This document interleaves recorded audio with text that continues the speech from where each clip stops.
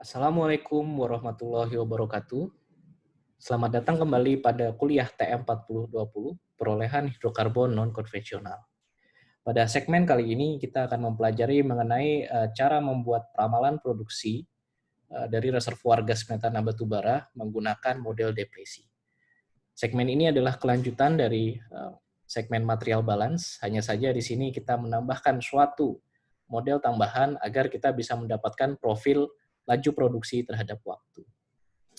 Langsung saja kita mulai kuliah kita dengan men-share materi kuliah ini.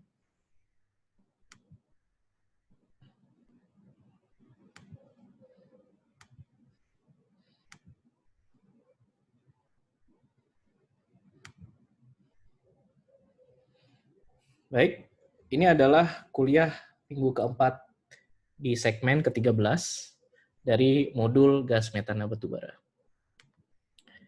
Kita mulai diskusi kita dengan membahas terlebih dahulu apa saja model peramalan produksi GMB. Jadi terdapat beberapa model yang bisa kita pakai untuk melakukan peramalan produksi.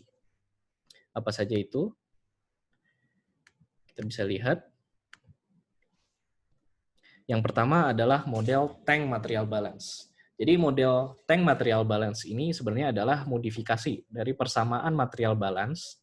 Hanya saja kali ini kita tambahkan persamaan deliverabilitas sumur pada kondisi pseudo steady state. Sehingga di sini kita bisa peroleh hubungan volume dengan laju alir dari sumur. Sehingga kita bisa hasilkan profil produksi, contohnya seperti ini. Oke, dan model yang kedua ada juga flowing material balance. Ini juga relatif baru.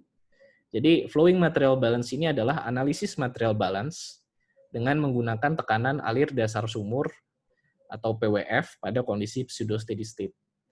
Jadi teori dasarnya adalah karena pada kondisi pseudo steady state tekanan di reservoir itu dia berkurang atau berubah pada rate yang sama, sehingga kita bisa mengetahui nilai tekanan reservoir jika kita mengetahui nilai dari tekanan alir dasar sumur. Namun di model ini kita tidak akan bahas pada segmen kali ini. Kita akan membahas model ini pada bagian shale gas. Dan model yang ketiga adalah model decline curve analysis. Model ini sebenarnya adalah metode empirik ya, berdasarkan data. Jadi dari sini kita bisa memperoleh tren laju penurunan produksi atau decline trend dari data produksi yang ada. Sama seperti dengan di reservoir konvensional. Dan yang terakhir adalah simulasi reservoir. Jadi sebenarnya itu adalah penyelesaian numerik dari persamaan aliran yang kita diskritisasi dalam grid model. Bentuknya seperti ini. Baik, di segmen kali ini kita hanya akan membahas mengenai tank material balance dan juga decline curve analysis. Mari kita mulai dari pembahasan mengenai tank material balance. Jadi seperti yang dijelaskan sebelumnya, model ini adalah ekstensi dari model material balance dengan tambahan persamaan deliverabilitas pada kondisi pseudo steady state. Sehingga di sini ketika awal produksi masih berada dalam kondisi transient, mungkin terdapat perbedaan hasil gitu ya antara sejarah produksi dengan hasil forecast dari model ini. Ya, berikut adalah persamaan deliverabilitasnya, yaitu persamaan laju alir gas pada kondisi pseudo steady state. Di sini karena gas, kita gunakan formulasi pseudo pressure, PWF, dan MPR. Namun kita juga bisa menggunakan formulasi P squared atau tekanan kuadrat. Nah, tekanan kuadrat ini umumnya kita bisa peroleh gitu ya dari hasil derivatabilitas sumur, hasil dengan dari DST. Kalau kita plot log dari pressure square terhadap log rate, kita akan mendapatkan kurva garis lurus ini. Sehingga garis ini menyatakan deliverabilitas dari sumur atau seberapa produktif sumur tersebut. Baik. Kemudian untuk laju produksi airnya, kita juga menggunakan konsep pseudo steady state, hanya saja untuk air kita gunakan tekanan langsung, tidak menggunakan treatment pressure square atau pseudo pressure. Nah, kemudian di sini kita nyatakan kumulatif produksi, baik gas dan air merupakan jumlahan dari rate dikalikan suatu nilai delta time. Jadi kita harus define berapa delta time untuk setiap tahapan peramalan yang kita lakukan. Di sini kemudian kita akan hubungkan dengan model material balance yang sudah kita bahas sebelumnya, yaitu King's model. Ya, di sini ada beberapa simplifikasi yang kita lakukan. Pertama, di sini kita mengabaikan kompresibilitas dari fracture dan kompresibilitas dari air. Nah, sehingga persamaan saturasi air berubah menjadi seperti ini. Dan ini adalah P over Z star yang sudah kita bahas sebelumnya. Dan Z star dinyatakan dalam persamaan berikut. Nah, bagaimana cara untuk menyelesaikan persamaan-persamaan tersebut? Berikut adalah algoritma solusinya. Kita bisa membuat ini dalam suatu program, tapi tahap yang pertama adalah input data properti reservoir, kemudian kita input juga properti dari gas dan fasa air, serta batu bara, dan juga constraint produksi. Bisa berupa rate yang konstan, atau kita tentukan nilai PWF, tekanan dasar sumur yang konstan. Kemudian setelah itu kita bisa menghitung laju alir air dan gas, jika misal kita tetapkan tekanan dasar sumur yang konstan. Lalu kita hitung kumulatif produksi. Nah, kemudian kita cari nilai tekanan untuk nilai kumulatif produksi yang dihitung tadi, dan update SW. Jadi di sini dari total perubahan volume dari material balance dan juga perubahan volume kumulatif dari jumlahan rate dikali time itu harus sama. Nah, kita cari nilai tekanan yang memberikan kondisi tersebut. Setelah kita peroleh tekanan, kita bisa mengupdate nilai saturasi air, karena di sini ada produksi air dan gas, sehingga ada perubahan saturasi. Nah, lalu kita update time step-nya dan ulangi dari langkah 2, sehingga sampai ke waktu yang ingin kita forecast. Ya, dalam flowchart kita bisa nyatakan langkah-langkah berikut seperti ini. Baik, berikut adalah contoh input data untuk tank material balance. Sebenarnya kenapa kita sebut ini sebagai tank, karena kita anggap ini model reservoir itu seperti tangki, gitu ya, yang volumenya tetap dan kita ketahui. Ini kita ambil dari paper oleh King, Material Balance Technique. Di situ juga dijabarkan bagaimana menghubungkan persamaan material balance dengan persamaan aliran tadi. Ini adalah properti petrofisik dan PVT, bisa dibaca sebagai berikut. Kemudian ini adalah properti dari coal, khususnya di bagian source properties, dan ini adalah well parameter. Ada well radius, drainage radius, dan sini juga kita bisa mendefinisikan skin, gitu ya, akibat pengaruh misalkan stimulasi dengan fracture. Nah, hasil dari metode tersebut kita bisa membuat suatu profil produksi seperti ini. Di sini yang warna biru ini adalah profil produksi air terhadap waktu dalam hari, dan ini adalah profil rate produksi gas dalam MSCF per day. Jadi dari setiap nilai perubahan dari PWF, kita hitung nilai QW, dan juga dari perubahan nilai tadi kita dalam pseudo pressure, kita hitung nilai QG. Nah, masing-masing perubahan saturasi ini juga akan membuat perubahan di nilai permeabilitas efektif gas dan air, ya.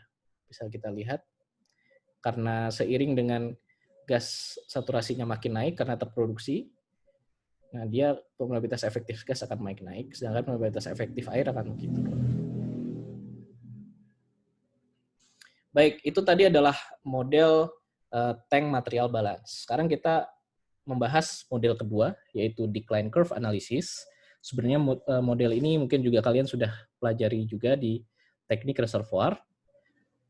Ya, pada dasarnya ini adalah prediksi profil produksi dengan mencocokkan data produksi khusus pada periode decline dengan model rate dari decline ARPS. Ada 3 model rate decline oleh ARPS, yaitu model eksponensial, yaitu kita nyatakan saat B-nya sama dengan 0, kita masukkan ke dalam persamaan ini sehingga kita dapat hubungan rate time ada seperti berikut, dan kondisi hyperbolik 0 kurang dari B kurang dari 1 dengan rate seperti berikut, dan kondisi harmonik saat B sama dengan 1.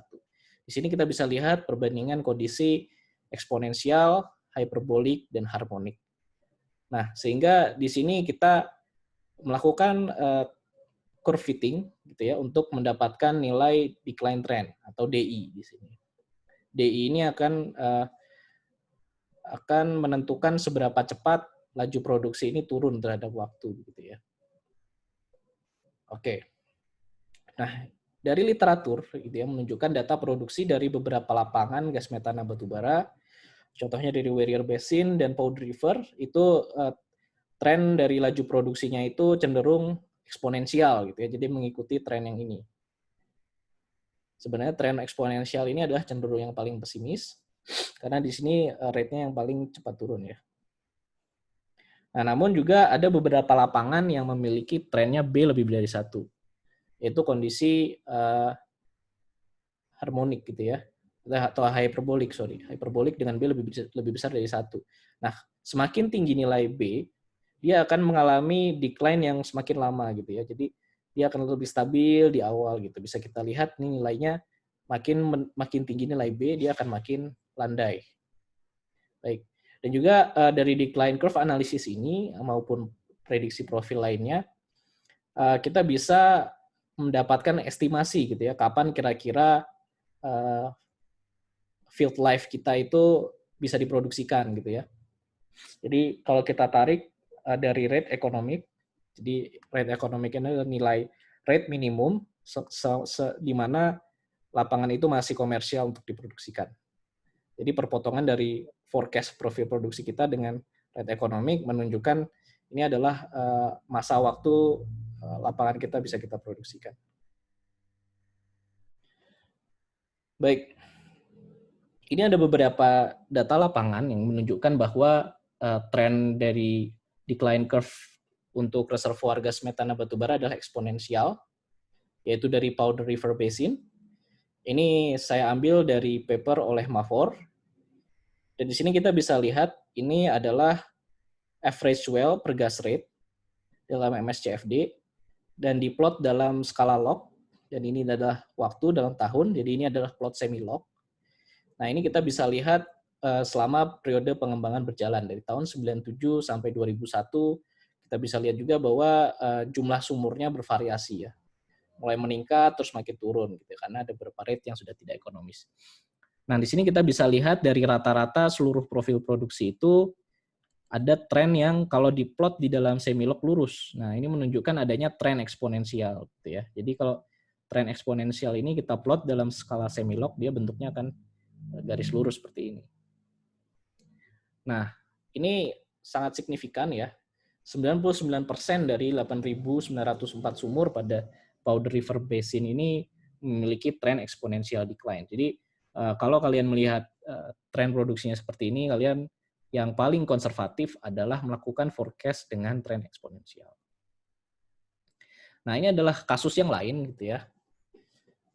Ini untuk kondisi hyperbolic decline dengan kondisi B-nya lebih besar dari 1. Nah, kalau B-nya lebih besar dari 1, di sini nilainya B-nya adalah 1,357. Forecast profil produksi kita akan cenderung landai begini ya. Tapi ini memang didukung oleh kenyataan dari data produksi itu sendiri. Jadi begitu reservoir gas metana batubara itu diproduksi, rate-nya naik, lalu dia landai untuk waktu yang cukup lama gitu ya. Ini di sekitar 30 MCF per day. Nah, akan tetapi tren hyperbolic ini dia akan cenderung mengoverestimate dari estimate ultimate recovery karena dia cenderung landai, jadi kumulatif produksinya pasti akan sangat besar. Jadi kalian harus berhati-hati jika menggunakan model ini, lakukan juga cross check dengan metode lain supaya kita bisa pastikan bahwa ultimate recovery kita tidak melebihi in place. Ya, itu tadi mengenai decline curve analysis dan tank material balance atau kita kenal sebagai model depresi yang digunakan untuk memprediksi profil produksi di reservoir gas metana batubara.